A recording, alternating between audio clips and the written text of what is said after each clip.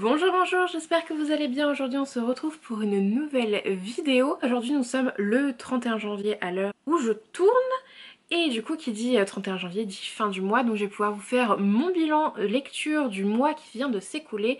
Sachant que certes je pourrais encore lire là, mais je sais très bien que même si je lis d'ici la fin de la journée, je n'aurai pas terminé un livre.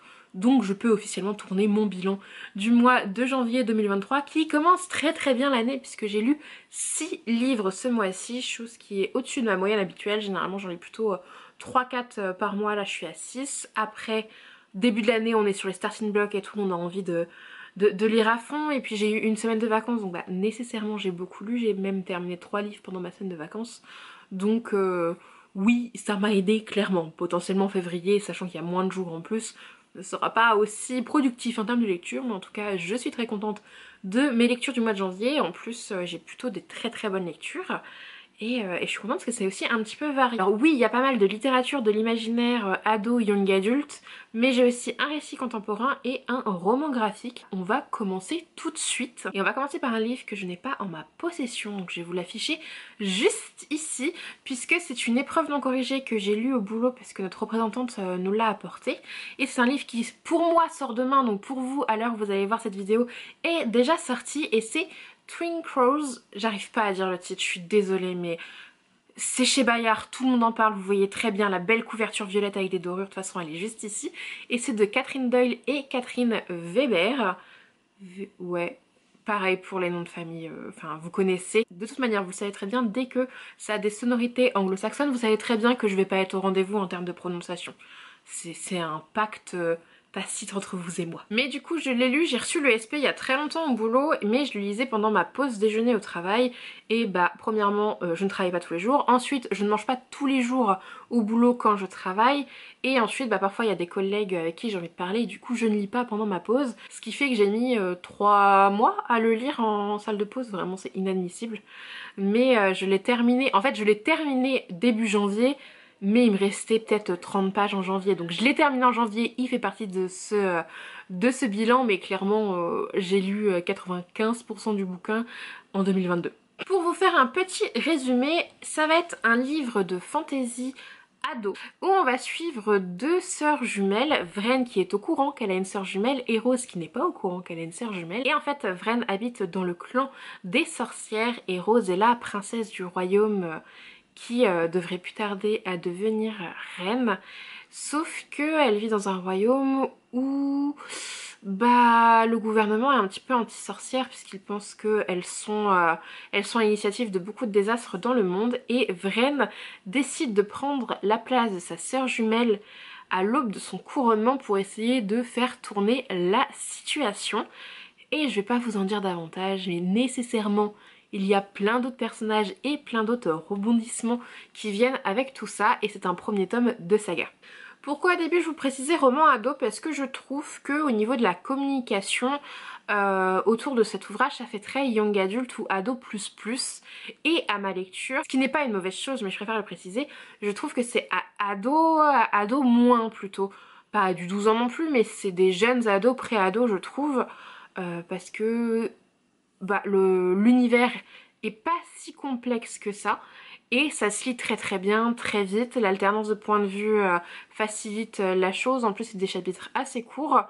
Et ouais, moi je trouve que c'est plutôt du début ado. Même si je trouve que la communication fait plutôt communication livre young adult. Donc c'est pour ça que je le précise. Mais hormis ça, qui n'est, comme je vous l'ai dit, pas une tare, hein, j'ai beaucoup aimé ma lecture. Ça se lit super vite.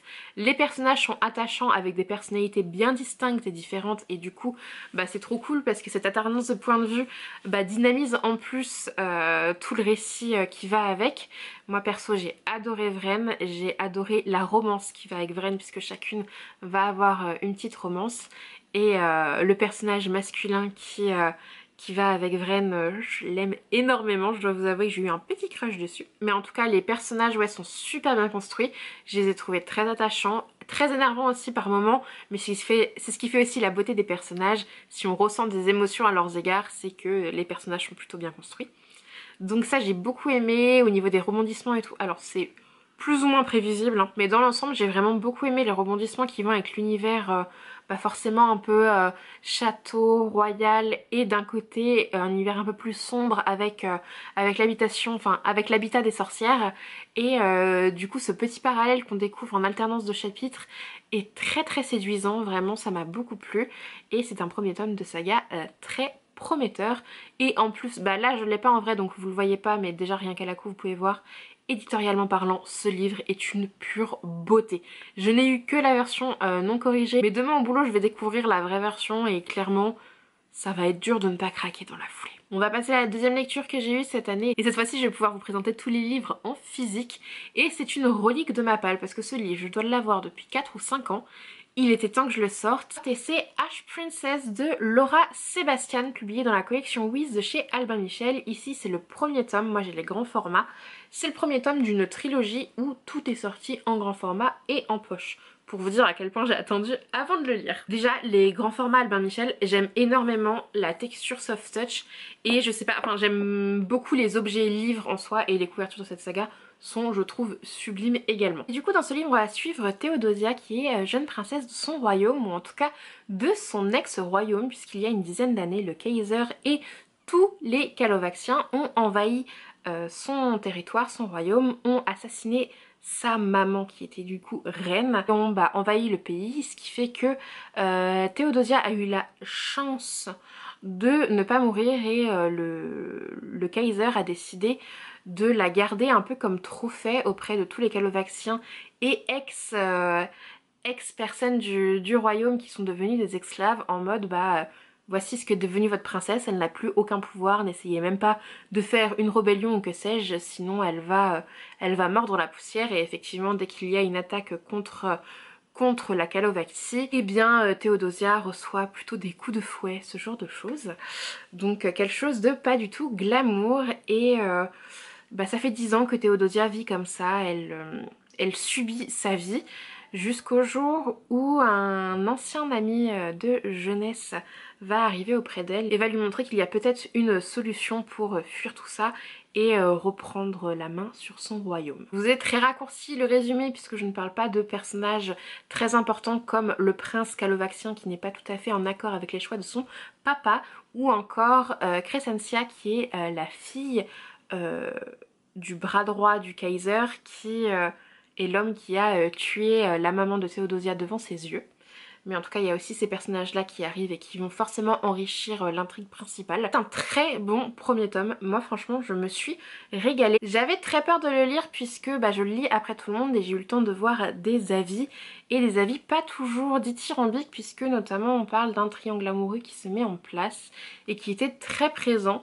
Alors je trouve que dans ce premier tome, oui, il est présent, mais ça va encore, donc j'attends de voir avec les tomes 2 et 3 si il est autant présent que les gens l'ont dit précédemment, avant ma lecture en tout cas. Mais en tout cas moi je me suis bien éclatée. C'est pas ma lecture du siècle, je vais pas vous le cacher, mais j'ai vraiment beaucoup aimé. Juste certains chapitres sont hyper longs et je déteste ça, du coup c'était un peu plus long pour moi de lire ce livre parce que j'aime pas me poser en plein milieu d'un chapitre, faut que je finisse un chapitre. Mais des fois j'étais là, je suis on en 30 pages, flemme je lis pas, donc j'avançais pas très très vite. Mais sinon j'ai beaucoup aimé le personnage de Théodosia qui prend en puissance au fil des pages et c'est très sympa, qui est mise en lumière par d'autres personnages, qui se remet beaucoup en question. On en apprend aussi sur d'autres personnages secondaires qui eux souffrent aussi à leur manière. Il n'y a pas que Théodosia, malgré l'énorme drame qu'elle a vécu, qui souffre. D'autres personnages souffrent et du coup toute cette souffrance est belle à voir. C'est horrible de dire ça comme ça. Ça fait une très très belle histoire avec un univers très riche, avec des très beaux rebondissements, et au vu du final j'ai très envie de lire le tome 2, même si je sais que je vais pas le caler là tout de suite. Je pense pas lire le tome 2 tout de suite. En même temps faut pas trop que je tarde parce qu'on sait très bien comment ça va finir. Si je tarde je ne lirai jamais la suite, mais en tout cas très bon premier tome. J'ai enchaîné avec un livre que j'ai laissé trop traîner dans ma palle. Pourtant c'est pas une relique, mais je l'avais depuis Noël et c'est pas normal que je l'ai lu que en janvier, et c'est La Pirate et le Highlander, le tome 1 de la saga de Megara Nolan, A Throne of Salt and Sand. Je vous l'avais dit, anglais et moi, voilà. Et du coup c'est un premier tome de saga.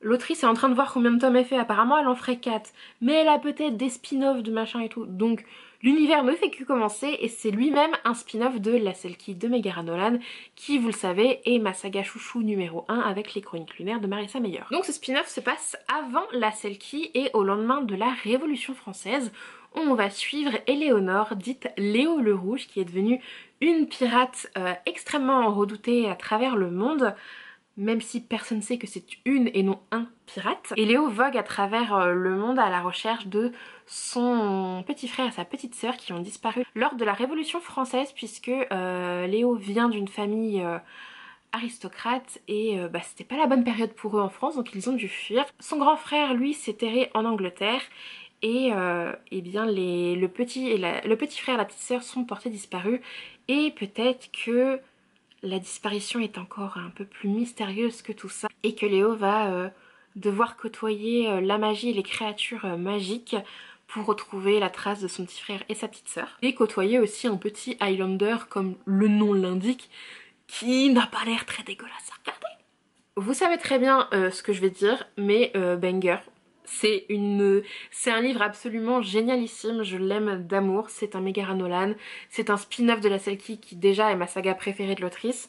Et là vraiment je suis fan, déjà éditorialement parlant je le trouve très très beau, c'est un hardback comme vous pouvez l'entendre. Je suis pas fan des couvertures brillantes mais je trouve qu'au niveau du visuel ça fait presque couverture américaine, je trouve. C'est pas du tout dénigrant ce que je veux dire pour les couvertures françaises, parce qu'on a des très bons graphistes et illustrateurs pour les couvertures françaises, mais je trouve que c'est assez inspiré, enfin certains livres qu'on voit qui sont les meilleures ventes en ado et en young adulte, je trouve que ça peut ressembler éventuellement à des couvertures américaines qu'on peut voir passer sur le marché. Et au niveau éditorial, Megara a encore frappé, puisque elle nous fait des en-têtes de chapitres absolument délectables en page noire sur blanc avec des petites arabesques en haut, et c'est de toute beauté. Et attendez, parce que vous n'avez pas vu, parce que là il y avait du texte sur la page de droite, mais voilà, bon, il y a du texte aussi mais on va peut-être mieux voir. Il y a une rosace, une rose des vents. Pas sûre d'avoir le bon vocabulaire, mais en tout cas c'est de toute beauté. Donc comme je vous le disais, ce livre est un banger. Je trouve que avec Apocalypso de l'auteur, c'est sa saga un peu la plus sombre au niveau des personnages. On les sent très torturés et en même temps très forts. Ils arrivent à rebondir malgré les expériences passées qu'ils ont pu vivre qui n'ont pas toujours été simples. Et vraiment j'ai adoré l'alchimie entre les deux personnages principaux, est juste trop belle.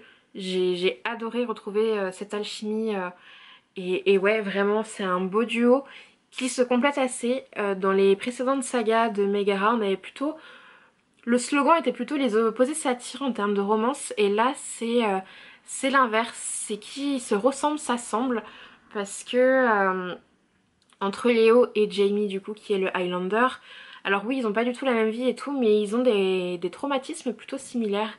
À certains moments ils sont plutôt assez solitaires et du coup ça fait du bien de voir deux personnalités qui se ressemblent s'assembler aussi bien dans un roman de Meg. Et juste c'était trop beau. On voyage à travers les pays, on voyage sur l'océan. Visuellement c'est très beau de s'imaginer certaines scènes. Je pense à une scène un petit peu dramatique qui se passe sur le bateau pirate que je trouve... Enfin je l'ai imaginé dans ma tête et juste c'était trop trop beau. Et vraiment je me suis régalée. On retrouve certains personnages iconiques de la Selkie et j'ai été ravie de revoir un sorcier qui aime beaucoup les origamis. C'était le petit clin d'œil pour rester dans l'univers de la Selkie et vraiment j'ai adoré. On a revu aussi une autre personne très iconique de l'univers de la Selkie, mais je n'en dirai pas plus. Mais en tout cas adoré. Premier tome extrêmement bien, qui entame très bien la saga. Il se lit super vite, je l'ai lu en même pas 24 heures et ça passe tout seul. J'ai très envie de lire la suite mais je vais laisser Megara l'écrire tranquillement. Mais j'aime beaucoup, le final est super intéressant et très encourageant pour la suite de la saga. Ça peut donner un nouveau tournant qui va être très sympathique et qui peut redistribuer un petit peu les cartes. Et j'ai hâte de lire ça. Une fois que j'ai fini le livre de Megara Nolan, je me suis attaquée à une nouveauté qui est sortie dans la collection Big Ben de chez Brajlon. Et c'est Un pacte avec le roi elfe de Elise Kova. Donc voici la couverture qui est plutôt très jolie avec ce jeu de lumière sur le titre et sur les petits pointillés qu'il y a autour. Et dans ce livre on est dans un univers où le monde des humains est lié avec le monde des elfes et autres créatures magiques, et pour maintenir le lien entre les deux mondes, sinon chaque monde part à la dérive, tous les 100 ans le roi elfe vient dans le monde humain pour venir choisir sa reine humaine qui est dotée de pouvoirs magiques. Là ça fait un tout petit peu plus de 100 ans que personne n'est venu et personne ne semble correspondre à la future reine humaine, et on se rend compte que Luella, qui est notre héroïne, a de la magie en elle depuis qu'elle est petite, mais je ne dirais pas comment, mais elle n'a jamais compris qu'elle avait de la magie en elle.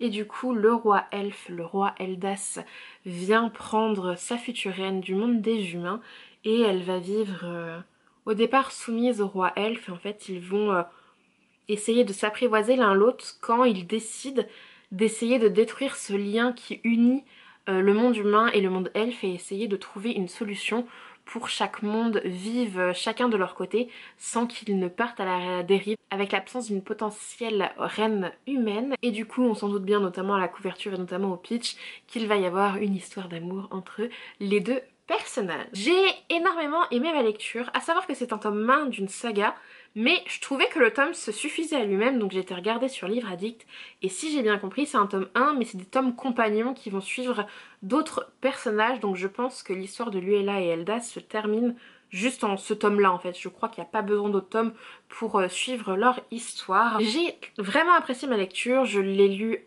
très rapidement, ça se lit très facilement, vraiment j'ai beaucoup aimé, même si j'y ai trouvé des défauts. Déjà la traduction je la trouve pas incroyable, je vous avoue. Je trouve qu'il y a beaucoup de répétitions et de tournures de phrases un peu chelou. Désolée, j'ai regardé le livre en même temps, je voulais juste vous montrer les en-têtes de chapitre avec la petite rose qui est trop jolie. Au niveau de la traduction, j'ai pas été emballée plus que ça, mais après ça se lit très très vite et tout, donc j'ai pas eu trop de problèmes non plus, mais ouais, c'est pas la meilleure traduction que j'ai lue. Après j'aurais été incapable de lire en anglais, donc je vais pas me plaindre non plus. Donc ça a été un petit peu compliqué. Aussi je trouve que Luella est la perfection incarnée.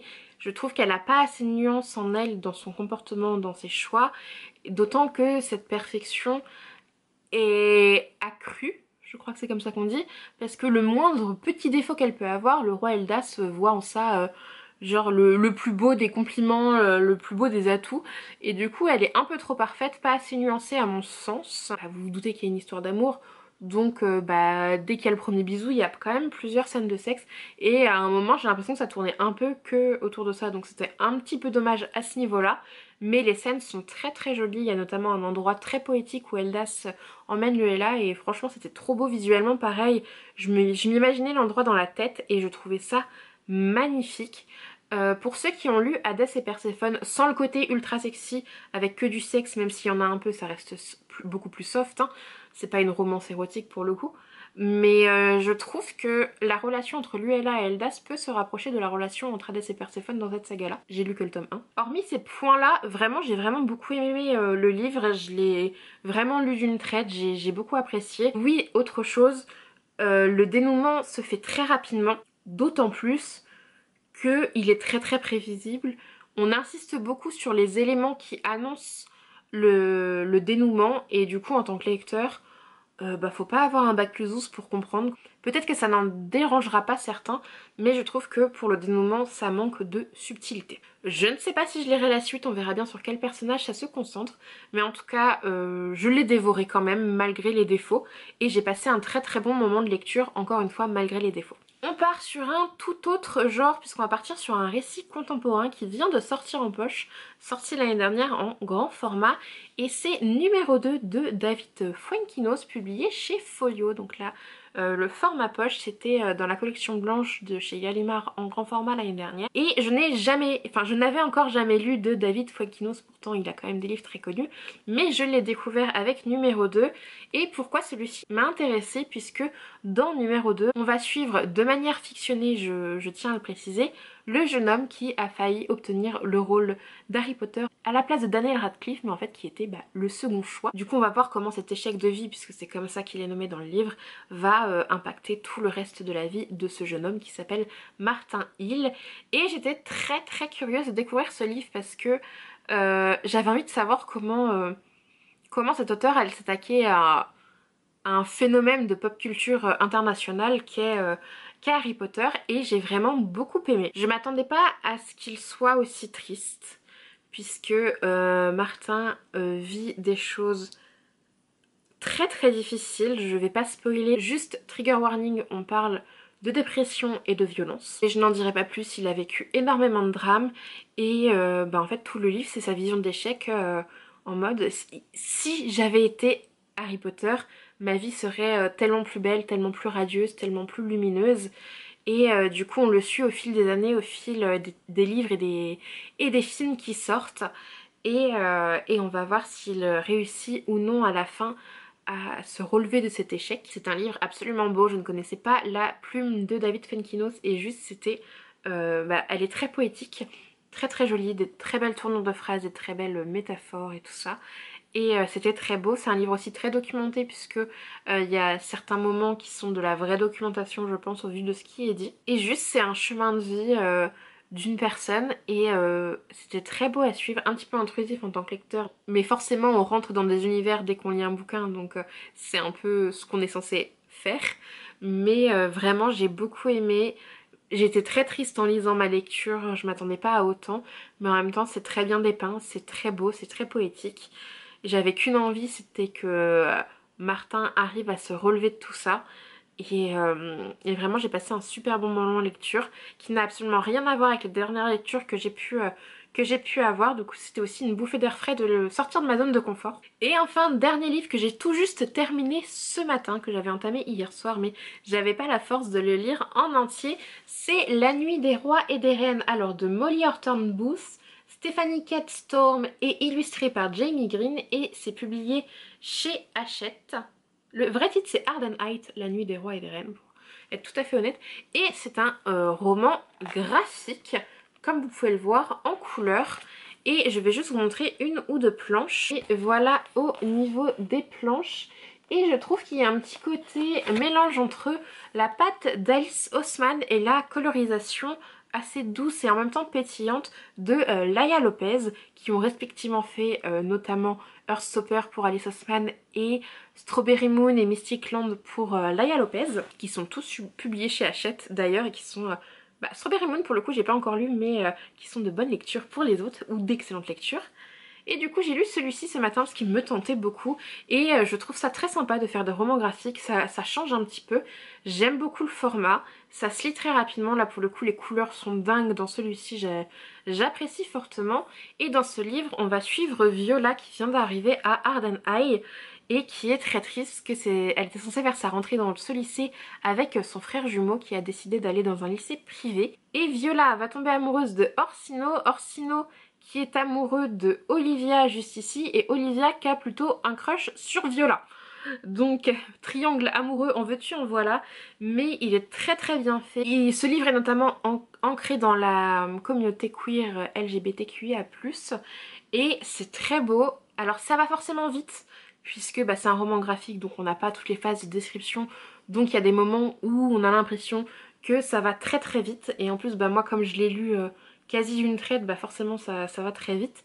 Mais c'était super intéressant, les dessins sont magnifiques, l'histoire est très belle, ça parle aussi du lien que deux jumeaux peuvent avoir ensemble et du manque qu'ils peuvent ressentir dès lors qu'ils sont séparés pour la première fois. Ça parle des premiers amours, ça parle d'amitié, ça parle de confiance en soi, d'orientation sexuelle, de harcèlement aussi.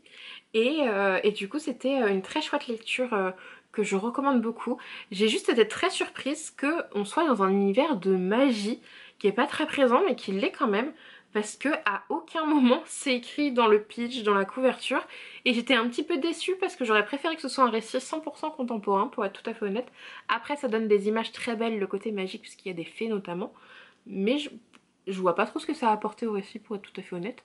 Donc ça je le trouvais pas forcément utile, mais sinon c'est pas la lecture de l'année non plus. Peut-être que je m'attendais à un petit peu mieux, mais j'ai passé quand même un très très bon moment de lecture, et vraiment visuellement il y a différentes planches qui sont absolument magnifiques. Typiquement vous l'avez compris, on va être dans un bal, et voici une des planches que je trouve absolument trop jolie. Et donc voilà pour ma dernière lecture de janvier. Et voilà, j'en ai fini avec mon petit bilan lecture du mois, enfin petit qui est plutôt conséquent par rapport à ce que j'ai déjà pu vous présenter par le passé. Et du coup je suis ultra contente. N'hésitez pas à me dire si vous avez lu certains de ces livres. Je sais que Twin Crows est très attendu et je sais que pas mal de monde ont déjà eu l'opportunité de le lire. Et très envie d'avoir vos avis sur les lectures que j'ai pu avoir, s'il y en a qui vous tentent ou pas, s'il y en a que vous avez déjà lu ou pas. Moi vous avez compris que j'ai quand même passé un excellent mois de lecture et je suis trop contente de démarrer ainsi l'année 2023. Si vous voulez me suivre sur les autres réseaux sociaux, tous les liens se trouvent en barre d'infos. Et sur ce, je vous dis à une prochaine pour une nouvelle vidéo et je vous fais plein de bisous.